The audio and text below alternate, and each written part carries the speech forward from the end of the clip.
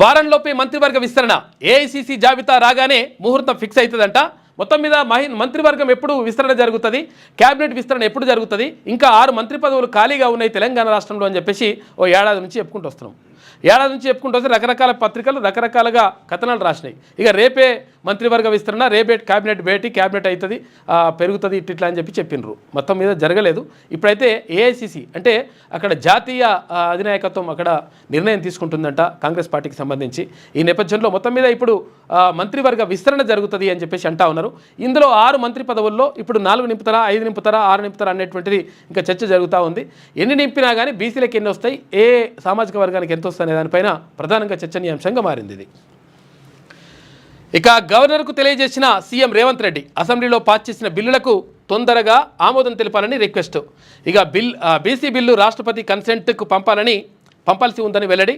వర్గీకరణ బిల్లులను ఆమోదిస్తే జాబ్ నోటిఫికేషన్లు వేస్తామన్న సీఎం. ఇక అసెంబ్లీ సెషన్స్ జరిగిన తీరుపైన వివరణ.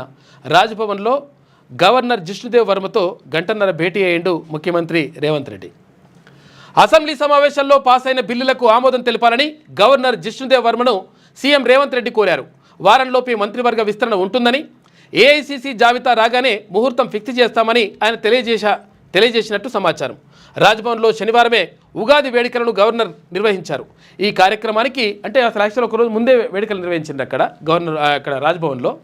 అయితే అక్కడ కార్యక్రమానికి రాజ్భవన్లో శనివారమే ఉగాది వేడుకలు గవర్నర్ నిర్వహించారు. అయితే ఈ కార్యక్రమానికి సీఎం రేవంత్ రెడ్డిని గవర్నర్ ప్రత్యేకంగా ఆహ్వానించారు. అయితే అదే రోజు సీఎం కొడంగల్ పర్యటన ఉండడంతో హాజరు కాలేదు.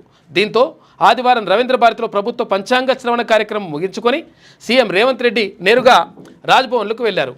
అయితే గవర్నర్ రేవంత్ రెడ్డి పరస్పరం తెలుగు నూతన సంవత్సరాది శుభాకాంక్షలు తెలియజేసుకున్నారు. మొత్తం మీద వీటన్నిటిపైన చర్చ జరిగిందంట.